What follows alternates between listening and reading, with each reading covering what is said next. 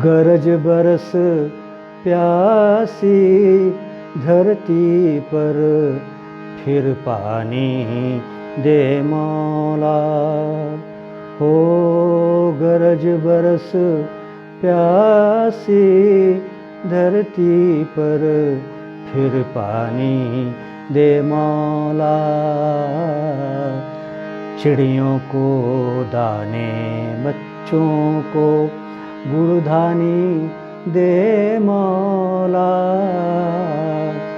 गरज बरस प्यासी धरती पर, फिर पानी दे मौला। फिर पानी दे मौला, फिर पानी दे मौला।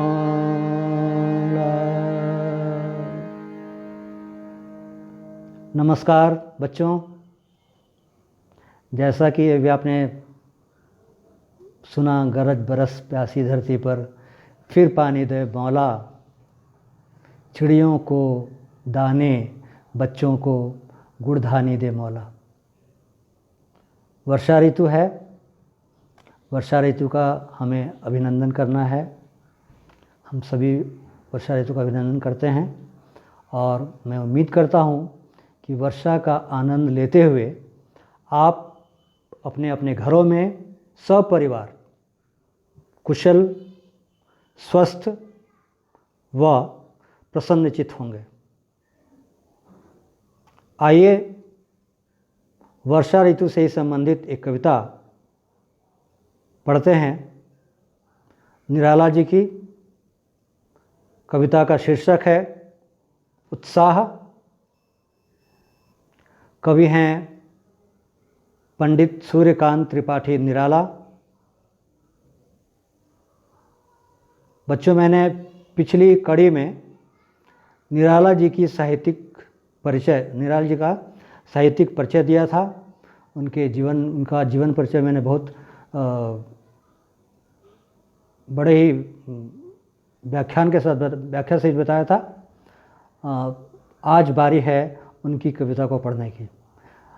जैसे मैंने कहा था पिछली बार कि कवि की कविता को पढ़ने से पहले यदि कवि को हम जान लें तो कविता पढ़ने में हमें आसानी होती है, दिक्कत नहीं होती। चूँकि निराला जी क्रांतिकारी कवि थे। जब कभी क्रांति की बात होती थी, क्रांति का अर्थ क्या होता है? परिवर्तन। परिवर्तन की बात जब जब चाहते थे तब तब इन्होंने काव्य में अपना ओजस्वी रूप धारण किया और उसी ओजस्विता का परिचय दिया। आइए देखते हैं कविता उत्साह। काव्य की पंक्तियां हैं, देखिएगा। आपने अभी पढ़ा है वीर रस। वीर रस का स्थायी भाव मैंने पढ़ाया था, उत्साह होता है। उसी स्थायी भाव का परिचय आपको यहाँ मिल जाएगा। और वीर रस की सुंदर रचना, सुंदरतम रचना ये है उत्साह। कवि है निराला जी। देखिए कविता है। बादल गरजो घेर घेर घोर गगन, घेर घेर घोर गगन धाराधर ओ। ललित ललित काले घुंघराले, बाल कल्पना कैसे पाले। विद्युत छवि उर्मे कवि नवजीवन वाले। वज्र छिपा नूतन कविता, फिर भर दो बादल गरजो। आप पढ़ते ही एक हमारे अंदर एक उत्साह की भावना का संचरण होता है, जो संचारी भाव है, और ओज भावना का संचरण होता है। और हमें इन पंक्तियों को पढ़कर लगता है कि कवि वास्तव में उस बादल की बात नहीं कर रहे हैं जिसमें मूसलाधार बारिश होती है और बिजली कड़कती है और अच्छा लगता है, नायक नायिका का मिलन होता है। वास्तव में कवि ने यहाँ वह बात नहीं कहा है। वो कवि जो हैं यहाँ बादल को गरजने के लिए एक क्रांतिकारी आह्वान करते हैं। कहते हैं कि तुम एकदम क्रांतिकारी रूप से बरसो, सामान्य रूप से नहीं। जैसे मूसलाधार वर्षा भी होती है तो हम बहुत खुश होते हैं और धराधर वर्षा होती रहती है। यहाँ पर कभी एक दूसरे ख्याल में वो कहते हैं कि एक क्रांतिकारी भावना को लेकर कि तुम क्रांतिकारी भावना के साथ बरसो। आइए इसका अर्थ देखते हैं। कविता देख लीजिए। बादल गरजो घेर घेर घोर, घेर घेर घोर गगन, क्या है? एक ध्वनि है। ये ध्वनि मीन्स बादलों को घेरने की है। घोर गगन मीन्स घनघोर वर्षा। धाराधर मीन्स मूसलाधार वर्षा करो। ओ मीन्स बादलों को कह रहे हैं। अब कह रहे हैं कि ललित ललित मीन्स ललित काले। आप देख रहे होंगे चित्र में कि काले बादल हैं, घुंघराले बाल, जैसे बच्चों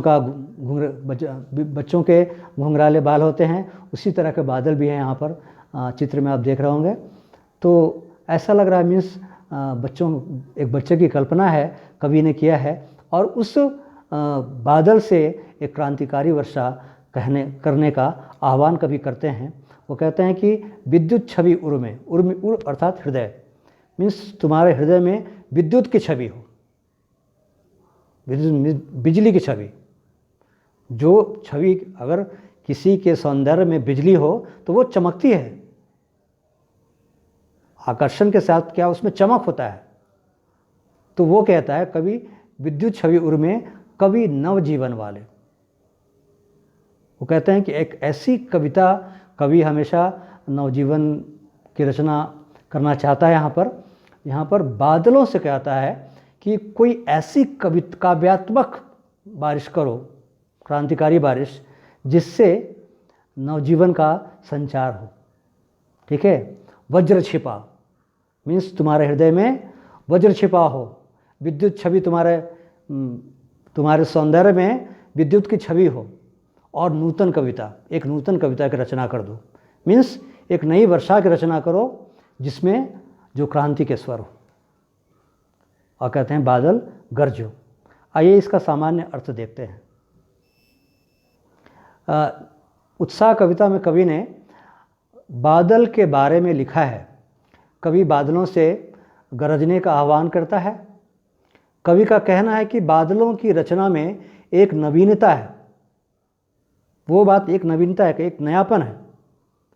काले काले घुंघराले बादलों का अनगढ़ रूप कहा है ना, काले काले घुंघराले बाल कल्पना से पाले। तो वही काले काले घुंघराले बादलों का अनगढ़ रूप, जो घुंघराले बाल होते हैं उसका एक फिक्स मीन्स व्यवस्थित रूप नहीं होता है, और जैसे तैसे घूमे रहते हैं। तो बादलों का भी वह स्वरूप हो, जैसे बच्चों का घुंघराले बाल होते हैं उस तरह का। वो कहते हैं कि काले काले घुंघराले बादलों का अनगढ़ रूप ऐसे लगता है जैसे उनमें किसी बालक की कल्पना समाई हुई है। ऐसे लगता है मानो उनमें किसी बालक की कल्पना समाई हुई हो।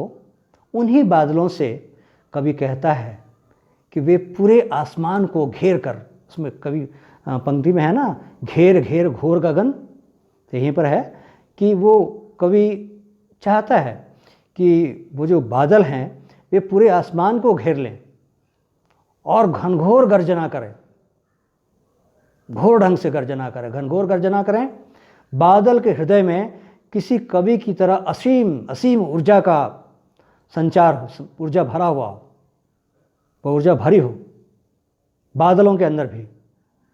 इसलिए कवि बादलों से कहता है कि वे किसी नई कविता की रचना कर दें,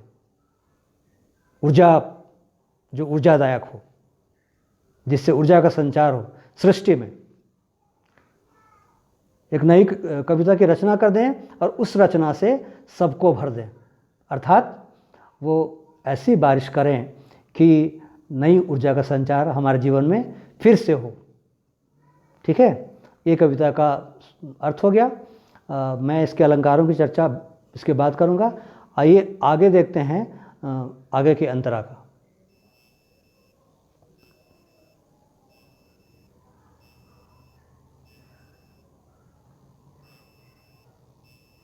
मैं थोड़ा पीछे आ गया हूँ।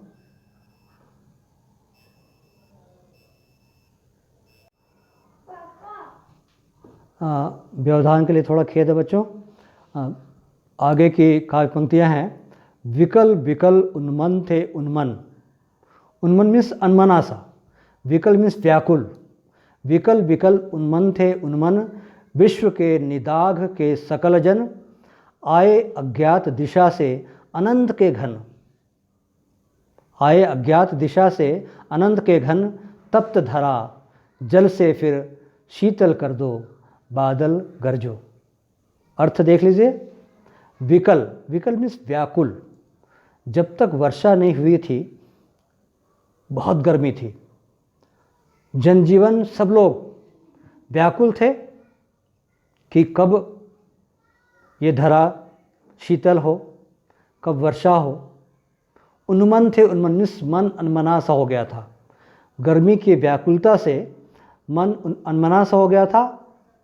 और विश्व के निदाघ के सकल जन, आए अज्ञात मीन्स इसका अर्थ हुआ कि विश्व के समस्त लोग वो क्या थे, गर्मी से व्याकुल थे और उनका मन अनमना सा था। आए अज्ञात दिशा से अनंत के घन, अनंत मीन्स किस अनंत से वो बादल आ रहे हैं हमें नहीं पता। तो वही कहा है कवि ने, आए अज्ञात दिशा से अनंत के घन, तप्त धरा।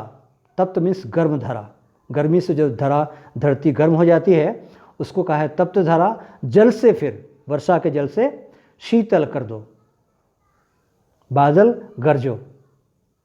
और कहते हैं कि बादल से कि हे बादल तुम एक क्रांतिकारी वर्षा करो, गरज बरस कर बरसो और इस धरती को शीतल कर दो। जहाँ पर गर्मी से लोग व्याकुल हैं, सब अनमने से हो गए हैं, विश्व के समस्त लोग गर्मी से व्याकुल हैं, अनमने से हैं, और अब तुम एक अज्ञात दिशा से आओ, तुम अनंत के घन, अनंत के बादल लेकर आओ और इस तप्त धारा को, इस तपती हुई जलती हुई वसुंधरा को, धरती को अपने शीतल जल से, अपने शांत, अपने शीतल जल से, निर्मल जल से फिर से शीतल कर दो, हे बादल गरजो। ठीक है, तो इस कविता का एक सामान्य अर्थ भी देखते हैं, मैंने तैयार किया आपके लिए। इन पंक्तियों में कवि ने तपती गर्मी से, इन पंक्तियों में कवि ने तपती गर्मी से बेहाल लोगों के बारे में लिखा है। अभी मैंने कहा ना कि लोग व्याकुल हैं, विकल मीन्स व्याकुल या बेहाल है। तो कवि ने तपती गर्मी से बेहाल लोगों के बारे में लिखा है। सभी लोग तपती गर्मी से बेहाल हैं, व्याकुल हैं और उनका मन कहीं नहीं लग रहा है, अर्थात वो अनमने से हो गए हैं। उन्मन का अर्थ होता है अनमने से। ऐसे में कई दिशाओं से बादल घिर आए हैं। ऐसे में कई दिशाओं से, उसको कहा अनंत के बाद, अनंत के घन बादल घिर आए हैं। कवि उन बादलों से कहता है कि तपती धरती को अपने जल से फिर से शीतल कर दो, हे बादल फिर बरसो। इस वर्षा के का क्रांतिकारी आह्वान करें। बस इतनी ही कविता है।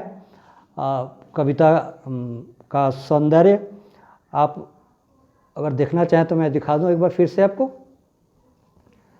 कि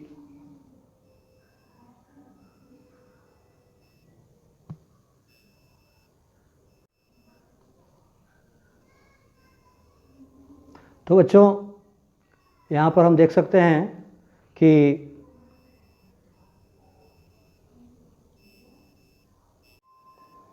देखिए, पहले है बादल गरजो, घेर घेर घोर गगन।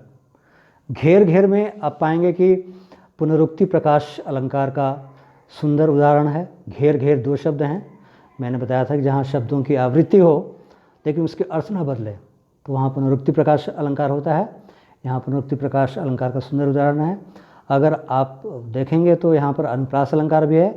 घेर घेर घोर, इसमें क्या है, घ वर्ण की आवृत्ति है, लेकिन आपसे पूछा जाए तो आप कहेंगे कि पुनरुक्ति प्रकाश अलंकार है। धाराधर ओ, ललित ललित, यहाँ पर फिर से पुनरुक्ति प्रकाश है। काले घुंघराले अनुप्रास अलंकार है। बाल कल्पना, कैसे पाले, अब कैसे पाले में से देखिए, से क्या है, सा सी जो उपमा अलंकार का वाचक शब्द है उसी को कवि ने यहाँ से लगाया है, से कहा है। मीन्स ऐसे बच्चों के कल्पना हो, बच्चों के कल्पना के समान बादल हो, तो बादल की समता बच्चों की कल्पना से कवि कर रहा है, अर्थात यहाँ पर उपमा अलंकार है। बाल कल्पना कैसे पाले, परीक्षा में आता है कि बाल कल्पना कैसे पाले में अलंकार निर्देशित करिए, तो आपको बताना पड़ेगा कि यहाँ पर उपमा अलंकार का सौंदर्य है।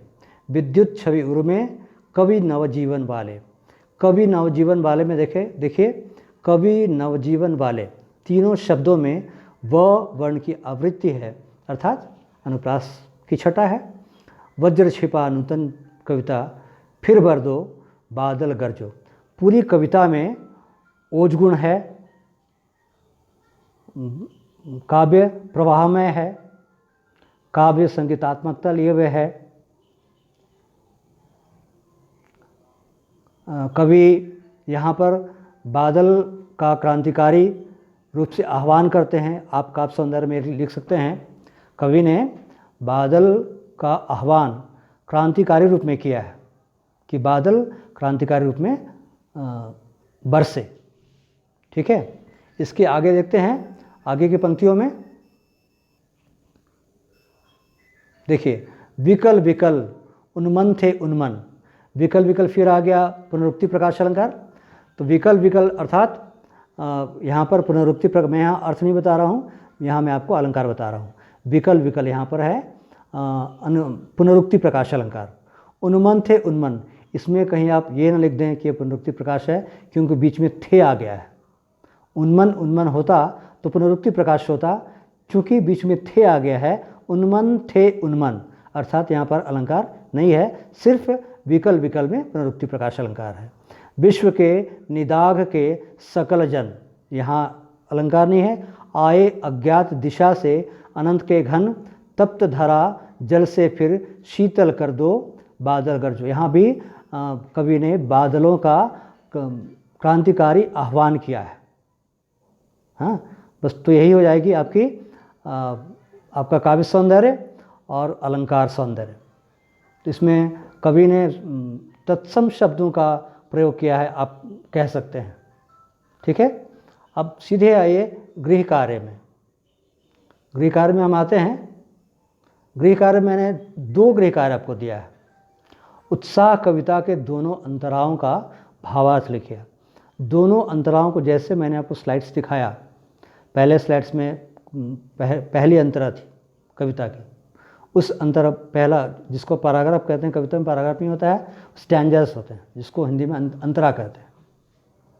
तो पहली अंतरा जो है उसका भावार्थ लिखेंगे आप, फिर दूसरी अंतरा को लिखेंगे, उस कविता को लिखेंगे अपनी कॉपी में और लिखकर उसका ही भावार्थ लिखेंगे। ध्यान रहे कविता की पूरी पंक्तियों को आपको लिखना है, इसलिए कि चूँकि 8-10 पंक्तियों की कविता है, कौन सी पंक्ति परीक्षा में आ जाए ये कहना मुश्किल, और परीक्षा में इससे निश्चित रूप से इससे प्रश्न पूछे जाते हैं। फिर मैंने दूसरा प्रश्न दिया है, उत्साह कविता की काव्यगत विशेषता लिखिए। तो काव्यगत विशेषता वही जो अभी मैंने बताया आपको, अलंकार सौंदर्य और भाव सौंदर्य मिलाकर आप लिखेंगे, काव्यगत विशेषता हो जाएगी। इसके अलावे मैं आपको प्रश्नोत्तर भी दे रहा हूँ। ठीक है बच्चे, तो इस तरह से यह कविता समाप्त होती है। आप अपने अपने घरों में अभी सुरक्षित रहें। अभी जो कोविड-19 का जो असर है वो बड़ी तेज़ी से हमारे क्षेत्र में फैलता जा रहा है। मैं सबसे अनुरोध करता हूँ, विनम्र निवेदन करता हूँ आपसे कि अपने अपने घरों में सुरक्षित रहें। कहीं भी जाएं, कहीं से आएं तो सुरक्षा का पूरा ख्याल रखें। आपको सुरक्षा के सारे नियम पता है, तो आप स्वस्थ रहें, कुशल रहें, यही हमारी कामना है। अपने घर वालों का भी ध्यान रखें, खुश रहें, पढ़ते लिखते रहें और वर्षा का आनंद लें, वर्षा ऋतु का आनंद लें। अब अपने गृह कार्य को पूरा करें बच्चों। यहीं पर अध्याय समाप्त होता है बच्चों। नमस्कार।